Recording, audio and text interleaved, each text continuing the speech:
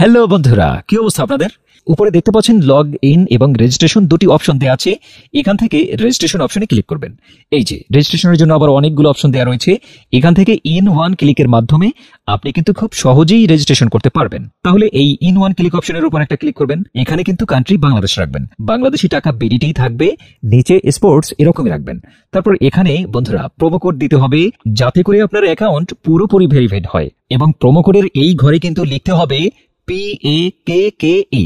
হ্যাঁ বন্ধুরা, PAKKE এই প্রোমো কোডটি দিলেই আপনি কিন্তু 24 ঘন্টায় ডিপোজিট ও উইথড্র করতে পারবেন বিকাশ, নগদ ও রকেটের মাধ্যমে। প্রতি সপ্তাহেই কিন্তু বোনাস পাবেন, অ্যাকাউন্ট খোলার সাথে সাথেই একেবারে 100% বোনাস।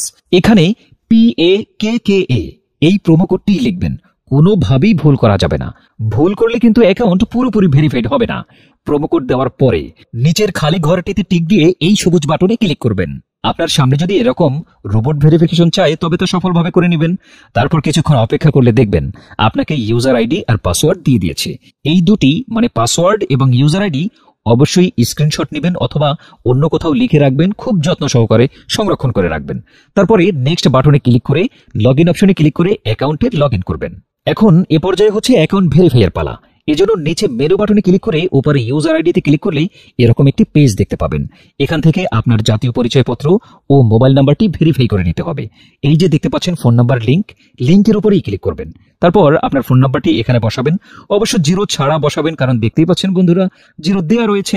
বন্ধুরা, আপনারা যদি আগে 1xBet অ্যাকাউন্ট একই ফোন নাম্বার দিয়ে খুলে থাকেন তাহলে কিন্তু একই ফোন নাম্বার দিয়ে অ্যাকাউন্ট খুলতে পারবেন না, তাতে নতুন একটা ফোন নাম্বার লাগবে। ফোন নাম্বার বসানোর পর নেক্সট অপশনে ক্লিক করে সেন্ড কোডে ক্লিক করবেন। দেখবেন আপনার ফোন নাম্বারে একটি কোড আসবে, ওই কোডটি এখানে বসিয়ে নিচে কনফার্ম অপশনে ক্লিক করে দিবেন। এই যে দেখতে পাচ্ছেন বন্ধুরা আমাদের ফোন নাম্বারটি অ্যাক্টিভ হয়ে গেছে। এখন এন্টার ডিটেলস এখানে একটা ক্লিক করবেন। এখানে আপনার জাতীয় পরিচয়পত্রের তথ্যের সাথে মিল রেখে সঠিকভাবে সব তথ্য পূরণ করবেন। এখানে আপনার নামের প্রথম অংশটি লিখবেন, তারপর এখানে আপনার নামের শেষ অংশটি লিখবেন, তারপর এখানে আপনার জন্ম তারিখটি লিখবেন, প্রথমে সাল, তারপর মাস ও তারিখ লিখবেন। প্লেস অফ বার্থ অর্থাৎ আপনি কোথায় জন্মগ্রহণ করেছেন তা লিখবেন। তারপর রিজিয়নে সিলেক্ট করে এখান থেকে বাংলাদেশ সিলেক্ট করবেন। তারপর সিটিতে ঢাকা, রেসিডেন্স অ্যাড্রেসে আপনার জেলাটি লিখে দেবেন। ডকুমেন্ট টাইপ সিলেক্ট করে এখান থেকে ন্যাশনাল আইডি কার্ড সিলেক্ট করবেন। এখানে সিরিজের ঘরে 1 লিখে দিবেন। ডকুমেন্ট নাম্বারের এখানে আপনার জাতীয় পরিচয়পত্রের নাম্বারটি বসাবেন। আর আপনার যদি জাতীয় পরিচয়পত্র না থাকে তাতেও কোনো সমস্যা নেই, মোবাইল নাম্বারটি বসিয়ে দেবেন। তারপর এখানে ডেট অফ ইস্যুর জায়গায় ভোটার আইডি কার্ডের উল্টো পাশে দেখবেন ডেট অফ ইস্যুর ডেট দেওয়া আছে, ওইটা বসিয়ে দেবেন। তারপর এখানে ইস্যুড বাই এর জায়গায় বাংলাদেশ গভর্নমেন্ট লিখে দেবেন। তারপর সব ঠিক থাকলে নিচের এই কনফার্ম বাটনে ক্লিক করে দেবেন। একটু ওয়েট করুন। এই যে বন্ধুরা দেখতে পাচ্ছেন অ্যাকাউন্ট ভেরিফিকেশন কিন্তু সাকসেসফুল হয়েছে। এখন এখানে ডিপোজিট করবেন কিভাবে তা দেখাচ্ছি।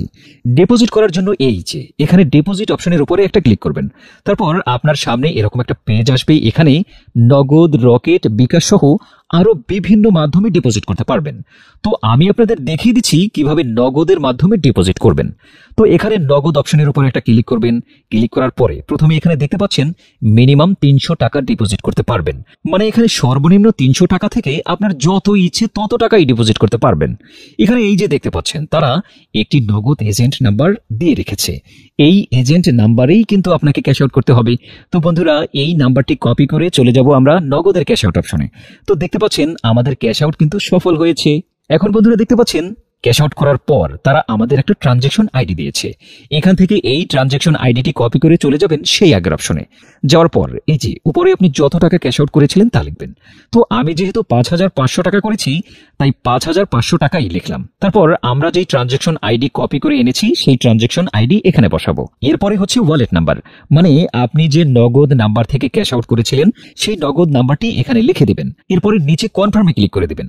কনফার্মে ক্লিক করার পর আপনাদের সামনে ডিপোজিট সাকসেস নামে এরকম একটা লেখা আসবে। তারপরে বুঝতেই পারছেন বন্ধুরা আপনাদের ডিপোজিট রিকোয়েস্ট সফলভাবে কিন্তু তাদের কাছে পৌঁছে গিয়েছে। তারপর 5 থেকে 10 মিনিট পর দেখবেন আপনার অ্যাকাউন্টে আপনার টাকাটা যোগ হয়ে গিয়েছে।